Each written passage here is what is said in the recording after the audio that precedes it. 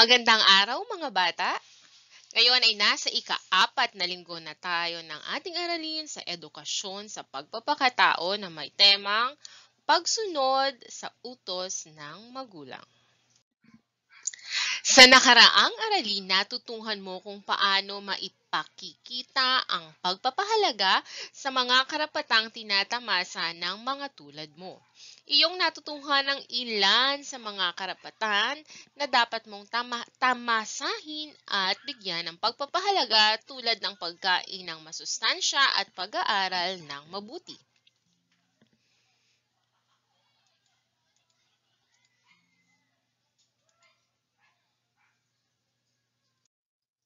Pagkatapos ng araling ito, ikaw ay inaasahang makapagpapakita ng iba't ibang paraan ng pagsunod sa utos ng iyong mga magulang at nakatatanda sa iyo.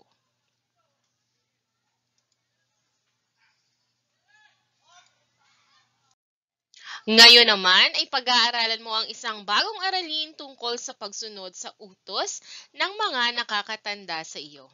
Halina't tunghayan mo ang mga nasa larawan. Masdan ninyo ang nasa unang larawan. Anak, maligo ka na. Opo, inay, maliligo na po. Anak, halika, bunutin mo nga ang mga puti kong buhok. Opo, itay, mukhang marami na po kayong puting buhok.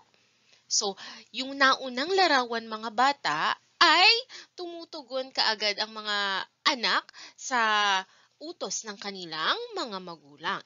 Ibig sabihin, mabilis silang sumusunod. Tingnan naman natin ang ikatlong larawan. Anak, ikaw na muna ang manguna sa pagdarasal ng pasasalamat. Opo, inay, tayo po ay manalangin. So magandang mautusan kayo kapag mananalangin kasi 'di ba kakausapin nyo ang ating Diyos. Sa ika-4 naman, anak, ikuha mo nga ako ng mainuming tubig. Opo, itay. So lahat ng halimbawang narito ay nagpapakita na ang mga anak ay sumusunod kaagad sa kanilang magulang. Ang pagsunod sa utos ng mga magulang at nakakatanda ay isang kahanga-hangang kaugalian ng mga Pilipino. So, dapat mga bata, maipakita nyo ang pagsunod. Hindi kayo magdadabog kapag inuutusan kasi hindi iyon magandang kaugalian kapag kayo ay nasimangot, kapag kayo ay nagdadabog. Pinagpapala ng Diyos ang mga batang masunurin. So nakalagay dito, pinagpapala daw ng Diyos ang mga masunurin sa magulang at nakakatanda. O nais nyo bang pagpalain? Kung nais nyong pagpalain, dapat kayo ay susunod palagi sa inyong mga magulang at lahat ng nakakatanda sa inyo. Sino-sino ba yun? Lolo, tita, ate, kuya, o lahat kapitbahay. So lahat daw ng nakatatanda. Ang pagsunod sa utos ng mga magulang at nakatatanda, lalo na kung ito ay may pagmamahal, ay isang kadakilaan daw at kabanalan. Biruin ninyo. So malaki ang kabutihang maidudulot sa inyo at sa inyong kapwa kung kayo ay sumusunod kaagad.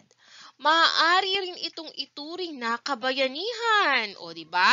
So kung may kilala kayong bayani, sina Dr. Jose Rizal, Andres Bonifacio, sila ay mga bayani, pero naging bayani sila nung sila ay magsakripisyo ng kanilang buhay. Pero mga bata, hindi nyo kailangang magsakripisyo ng buhay para tawagin kayong bayani. Sabi dito, ang simpleng pagsunod sa utos ng magulang ay isa na raw kabayanihan.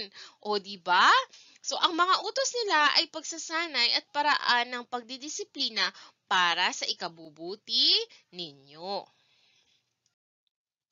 Masdan ninyo ang dalawang larawan. Alin ba dito ang mukha ng pamilya na nais nyo? Ito bang nauna o itong ikalawa? Marahil marami sa inyo, syempre, pipiliin itong nauna, 'di ba? Sino ba naman ang may gusto ng pamilya na laging nakasimangot, laging may naiyak, laging galit? Okay? Syempre wala. So, para makamit nyo ito, dapat lagi kayong susunod sa inyong magulang. Okay? Yan. So, imagine niyo nga yung sarili nyo. Naging ganito ba yung pamilya ninyo? O bakit kaya naging ganito? Anong nangyari? So, para maiwasan, laging magmamahalan, magbibigayan, at susunod sa utos ng magulang. Okay, ngayon sige nga, tingnan ko nga. Nais kong tukuyin ninyo kung ito bang mga sitwasyon ay nagpapakita ng pagsunod sa magulang. Pipiliin nyo lang ang check, ang A kung check, B kung mali. Opo, inay. Ako na po ang sasama kina lolo at lola. Ito ba ay A or B? Okay, magaling. Letter A. Next. Tatay naman, ako na naman po. Maaari po bang si ate naman ang inyong utusan? Pagod pa po ako eh. Ayan, parang nagrereklamo siya. Alin kaya ang tamang sagot? Tama, letrang B. Kasunod. Sige po, ate, ako na po ang maghuhugas ng mga pinggan. Yan, mukhang masaya siyang susunod ah. So, ayan, letter A. So, si ate ay nakakatanda din, di ba? So, dapat susundin. Dad, si kuya po, inuutusan na naman po ako. Pwede naman pong siya na ang gumawa. Ayan, parang nagrereklamo na naman mga bata. So, alin kaya dito ang tamang sagot? Okay, tama. Letter B. Yan. Next. Opo, Lola. Ako na po ang maglalagay nito. Wow, napakabait. So, letter A. Yan. So, sa susunod naman na gawain mga bata, dito may mga sitwasyon. So, ano ang gagawin o isasagot nyo sa bawat sitwasyon? Tanungin nyo ang mga magulang nyo kung yung bang sinagot nyo ay wasto o hindi wasto. Halimbawa, inutusan ka ng nanay mo na magwalis sa loob ng bahay. O, anong gagawin mo? Ilalagay mo dito yung sagot mo. Kung ang isasagot mo yung magwawalis po, isusulat mo yun dito ha, na ikaw po ay magwawalis. So, yung bang sagot mo na ikaw ay magwawalis ay wasto o di wasto? O, syempre, wasto yun. Lagay mo ay check. Pero kung nilagay mo ay hindi po ako magwawalis, di ito yung lalagyan mo ng check. Pero syempre dapat, ang isasagot dito ay tama. At kung ano yung tamang isinagot nyo dito, ay dapat yun ang inyong gagawin, di ba? Kasi nga laging sinasabi ni teacher, ang edukasyon sa pagpapakatao ay alam na natin.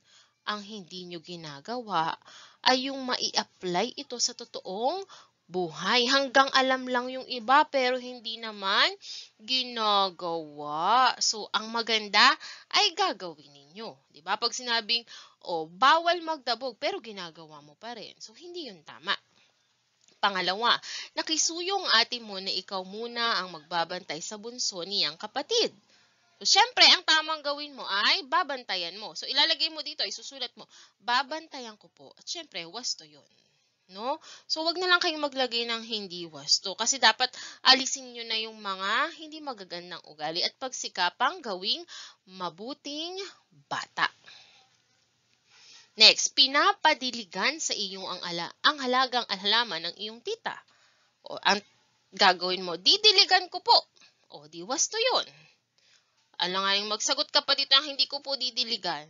Okay? So, wag nyo nang gawin. Wag nyo nang isagot yun. Kasi, para matupad ninyo yung mga tama o wastong gawain. Next, inutusan kang paliguan mo ang alaga ninyong aso na si Blackie. Anong gagawin mo? So, kung ang isinagot mo ay papaliguan ko po, so check. Kung halimbawa naman ang sagot mo ay hindi mo papaliguan kasi may takot ka sa aso, magpapaliwanag ka na lang.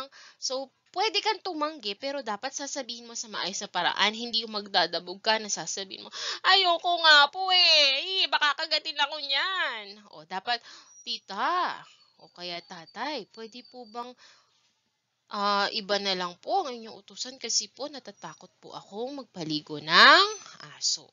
So, gano'n ang pagsasabi, hindi yung magdadabog kayo. Pinapakanta sa iyo ang paboritong awitin ng iyong tatay. O kung ikaw ay magaling kumanta, syempre hindi ka naman papakantahin ng tatay mo kung hindi ka magaling kumanta. Malamang magaling kang kumanta, so kakanta ka. Ibahagi mo ang iyong talento. So, wasto pa rin yun. At para sa ating pangwakas na gawain, yan. Pinagpapala ng Diyos ang batang ano? Ayan, syempre ito ay masunurin.